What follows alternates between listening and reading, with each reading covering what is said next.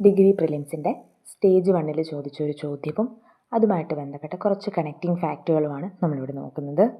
അപ്പം ചോദ്യം, ടീസ്റ്റ് മുതൽ ബ്രഹ്മപുത്ര വരെയുള്ള ഹിമാലയൻ ശ്രേണികൾ അറിയപ്പെടുന്നത്? ആസാം ഹിമാലയം. അപ്പം ടീസ്റ്റ് മുതൽ ബ്രഹ്മപുത്ര വരെയുള്ള ഹിമാലയൻ ശ്രേണികൾ എങ്ങനെ അറിയപ്പെടുന്നു? ആസാം ഹിമാലയം. നമുക്കിനി അതിനെക്കുറിച്ച് നോക്കിയാലോ. ആദ്യത്തേത് പഞ്ചാബ് ഹിമാലയം.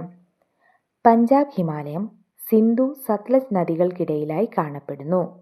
അപ്പം സിന്ധു നദിക്കും സത്ലജ് നദിക്കും ഇടയിലായിട്ടാണ് പഞ്ചാബ് ഹിമാലയം കാണപ്പെടുന്നത്.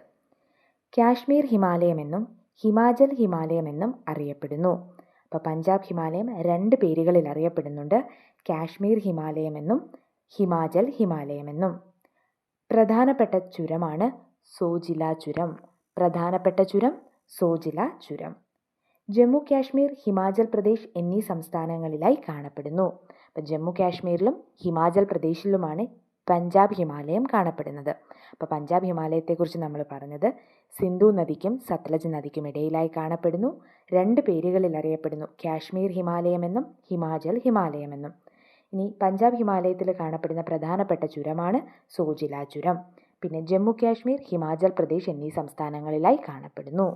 കുമയൂൺ ഹിമാലയം. കുമയൂൺ ഹിമാലയം സത്ലജ്, കാളി നദികൾക്കിടയിലായി കാണപ്പെടുന്നു. അപ്പോൾ ഏതൊക്കെ നദികളുടെ ഇടയിലായിട്ടാണ്? സത്ലജ്, കാളി നദികൾക്കിടയിലായി. കുമയൂൺ ഹിമാലയത്തിൻ്റെ പടിഞ്ഞാറ് ഭാഗം ഗാർവാൾ ഹിമാലയം എന്നറിയപ്പെടുന്നു. അപ്പോൾ നമ്മൾ കുമയൂൺ ഹിമാലയത്തെ പറ്റി 2 പോയിന്റുകളാണ് പഠിച്ചത്. കുമയൂൺ ഹിമാലയം കാണപ്പെടുന്നത് സത്ലജ് നദിക്കും കാളി നദിക്കും ഇടയിലായിട്ടാണ്. പിന്നെ കുമയൂൺ ഹിമാലയത്തിൻ്റെ പടിഞ്ഞാറ് ഭാഗം ഗാർവാൾ ഹിമാലയം എന്നറിയപ്പെടുന്നു. നേപ്പാൾ ഹിമാലയം. നേപ്പാൾ ഹിമാലയം കാളി നദിക്കും ടീസ്റ്റ നദിക്കും ഇടയിലായി സ്ഥിതി ചെയ്യുന്നു. അപ്പോൾ നേപ്പാൾ ഹിമാലയം ഏതൊക്കെ നദികൾക്കിടയിലായിട്ടാണ്? കാളി നദിക്കും ടീസ്റ്റ നദിക്കും ഇടയിലായി. ഭൂരിഭാഗം പ്രദേശവും നേപ്പാളിൽ സ്ഥിതി ചെയ്യുന്നു. അപ്പം പേര് പോലെ തന്നെ നേപ്പാൾ ഹിമാലയത്തിൻ്റെ ഭൂരിഭാഗം പ്രദേശവും എവിടെയാണ്? നേപ്പാളിലായിട്ടാണ് സ്ഥിതി ചെയ്യുന്നത്. കാഠ്മണ്ഡു താഴ്വര നേപ്പാൾ ഹിമാലയത്തിലാണ് സ്ഥിതി ചെയ്യുന്നത്. അപ്പം നേപ്പാൾ ഹിമാലയത്തിലാണ് കാഠ്മണ്ഡു താഴ്വര. നമ്മൾ 3 പോയിന്റുകളാണ് പഠിച്ചത്. നേപ്പാൾ ഹിമാലയം കാളി നദിക്കും ടീസ്റ്റ നദിക്കും ഇടയിലായി സ്ഥിതി ചെയ്യുന്നു. ഭൂരിഭാഗം പ്രദേശവും നേപ്പാളിലാണ്. കാഠ്മണ്ഡു താഴ്വര നേപ്പാൾ ഹിമാലയത്തിലാണ്. ആസാം ഹിമാലയം. ആസാം ഹിമാലയം ടീസ്റ്റ നദിക്കും ബ്രഹ്മപുത്ര നദിക്കും ഇടയിലായി സ്ഥിതി ചെയ്യുന്നു. അപ്പോൾ ആസാം ഹിമാലയം ഏതൊക്കെ നദികളുടെ ഇടയിലായിട്ടാണ് സ്ഥിതി ചെയ്യുന്നത്? ടീസ്റ്റ നദിക്കും ബ്രഹ്മപുത്ര നദിക്കും ഇടയിലായിട്ട്. സിക്കിം, ആസാം, അരുണാചൽ പ്രദേശ് തുടങ്ങിയ സംസ്ഥാനങ്ങളിലായി വ്യാപിച്ചു കിടക്കുന്നു.